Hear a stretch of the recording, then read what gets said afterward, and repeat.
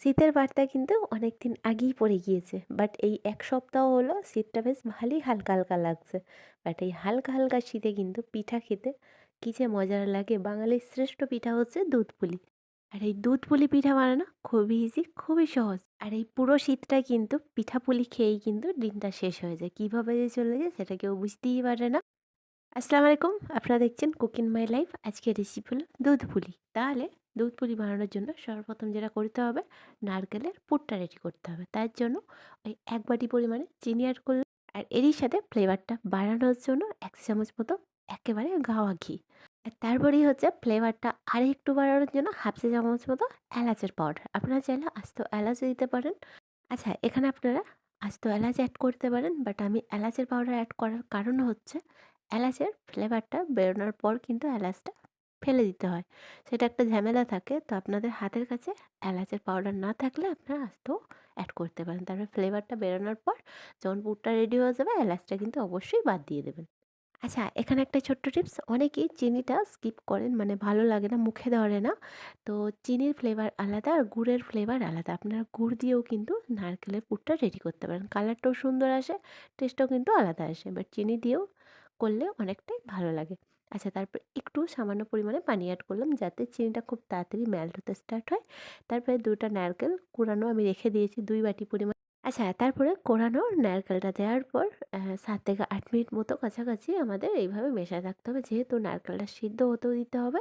তবে হ্যাঁ, মাঝে একবার ঢাকাটা অফ করেও কিন্তু ৪ থেকে ৫ মিনিট মতো রেখে দিতে পারেন। তাতে কি হবে, নারকেল থেকে যে এক্সট্রা ময়েশ্চার থাকে সেটাও বেরিয়ে আসবে।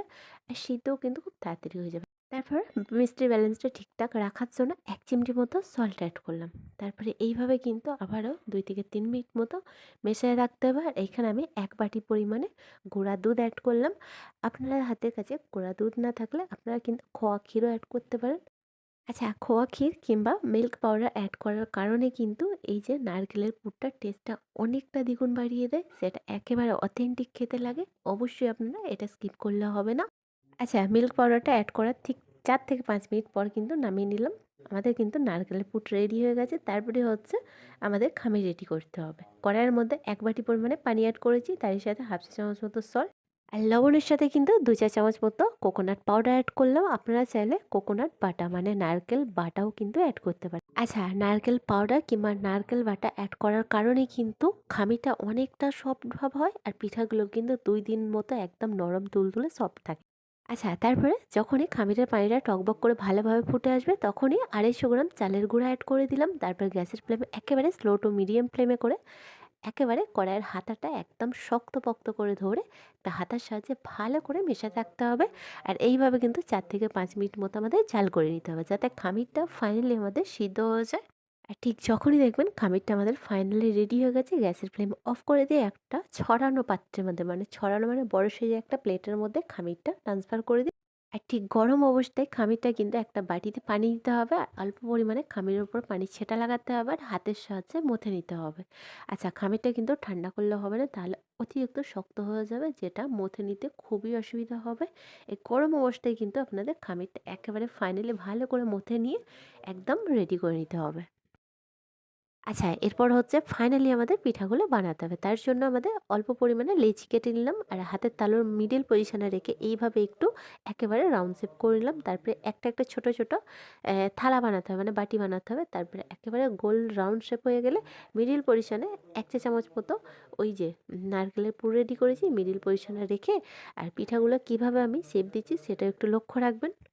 আচ্ছা, দেখে নিশ্চয়ই বুঝতে পারছেন পিঠার মিডল পজিশনে আমি নারকেলের পুর রেডি করলাম। তারপর হচ্ছে ২ টা ভাগ আমি এইভাবে সিল করে দিলাম।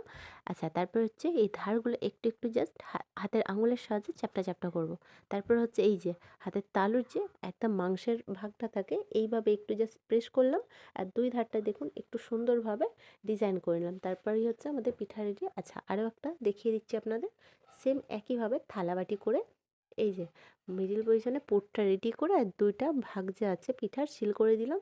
তারপর হচ্ছে একটু চ্যাপ্টা চ্যাপ্টা ভাব করে আঙুলের সাহায্যে একটু বাড়াতে হবে। আর ২ ধারে এই যে হাতের মানে একদম ধারের পজিশন আছে মাংসের ভাব, সেই দিকে একটু প্রেস করলে কিন্তু ২ টা ডিজাইন বেরিয়ে পড়বে। আচ্ছা, এইভাবেই কিন্তু পুরো খামিরটাতে কি আমি সুন্দরভাবে পিঠাগুলো বানিয়ে নেব। আপনারা চাইলে পিঠার সাইজটা আরো একটু ছোট বানাতে পারেন। বাট আমি একদম স্ট্যান্ডার্ড সাইজটাই রেখে দিয়েছি।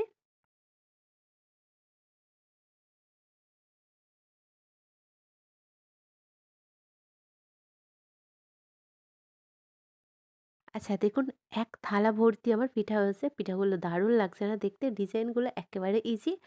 আচ্ছা, এরপর হচ্ছে আরো একবার আমাদের শিরা বানাতে হবে। আচ্ছা, শিরাটা কিন্তু চিনির শিরা না, খেজুর গুড়ের শিরা। আচ্ছা, খেজুর গুড় এখন কিন্তু এ বছরের না, এটা আগের বছরের খেজুর গুড়। আর এই খেজুর গুড়টা কিন্তু দোকানের কেনা না, একেবারে বাড়িতে খাঁটি বানানো খেজুর গুড়। আচ্ছা, এখানে আমি ওই ১০০ গ্রাম মতো খেজুরের গুড় অ্যাড করলাম। আর পিঠা হিসাবে কিন্তু খেজুরের গুড়ের পরিমাণটা একটু কমই ছিল। তার জন্য আমি অল্প পরিমাণে চিনি অ্যাড করলাম। আর চিনিটা যাতে খুব তাড়াতাড়ি মেল্ট হতে স্টার্ট হয়, তার জন্য আমি অল্প পরিমাণে পানিও অ্যাড করলাম। আর তারপরে ভালো করে ৩ থেকে ৪ মিনিট মতো এইভাবে মেশাতে থাকতে হবে। যখনই চিনিটা মেল্ট হয়ে যাবে আর দেখবেন খুব ভালোভাবে বলক এসে যাবে, তারপরেই এই গুড়ের শিরাটা ঠান্ডা হওয়ার জন্য একটা বাটির মধ্যে ট্রান্সফার করে নিতে। এরপর হচ্ছে দুধের শিরা বানাতে হবে। তার জন্য ১ লিটার ফুল ক্রিম লিকুইড দুধ অ্যাড করেছি। আচ্ছা, কোনো রকমভাবে পানি অ্যাড করলে হবে না। অবশ্যই গ্যাসের ফ্লেম অন করে দেবেন।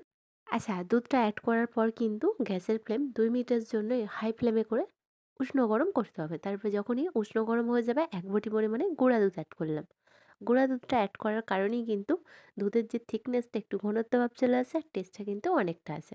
তারপরে ভালো করে হাতার সাহায্যে মেশাতে হবে যতক্ষণ না গুঁড়া দুধটা লিকুইড দুধের সাথে মিশে যাচ্ছে। তারপরে গ্যাসের ফ্লেম হাই ফ্লেমে করে এই যে দুধটা এমনভাবে বলবাস মানে জাল করাতে হবে যাতে ১ লিটার দুধ থেকে ১ বাটি পরিমাণে কমে যায়। তবেই কিন্তু টেস্টটা অনেকটা ভালো আসবে। আচ্ছা, এখানে একটা ছোট্ট টিপস, যখনই দুধটা জাল করাবেন হাতার সাহায্যে কিন্তু অনবরত স্টার করবেন। তাতে কি হবে, দুধের যে সরটা জমাট বাঁধবে না, অবশ্যই লক্ষ্য রাখবেন।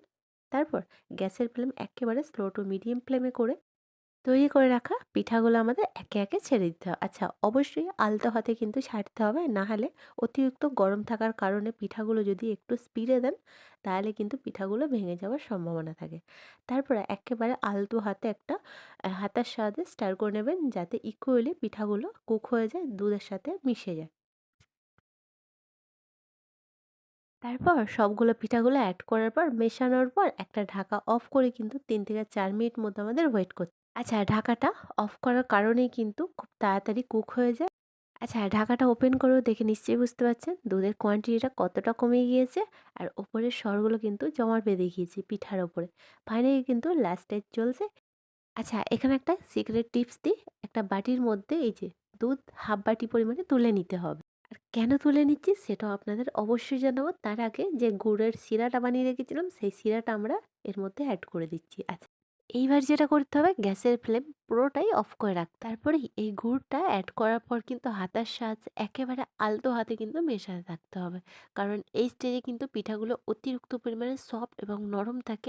আচ্ছা, এরপর হচ্ছে আমি গ্যাসের ফ্লেম আবারও কিন্তু অন করে দিয়েছি। আর গ্যাসের ফ্লেম অতি অবশ্যই স্লো টু মিডিয়াম ফ্লেমেই রাখতে হবে। তারপরে দুধ এবং চালের যে মিশ্রণটা আমি করে রেখেছিলাম সেটা আমি অ্যাড করে দিলাম। আর ২ থেকে ৩ মিনিট মতো আমাদের এইভাবে জাল করাতে হবে, যেহেতু চালের গুঁড়াটা কাঁচা। ফাইনালি কিন্তু দুধ পুলি পিঠা শেষের পথে। আশা করছি প্রত্যেকটা রেসিপির মতো এই দুধ পুলি পিঠাটা আপনাদের কাছে অনেকটাই ভালো লেগেছে। আর ভালো লাগলে প্রত্যেকটা বারের মতো আমাকে ভালোবাসা দিতে ভুলবেন না, মানে কমেন্টে জানাতে ভুলবেন না। বাই দ্য ওয়ে, আপনারা দেখছিলেন কুক ইন মাই লাইফ। আজকের রেসিপি ছিল দুধ পুলি পিঠা। আবারও দেখা হবে নতুন একটি রেসিপির সাথে।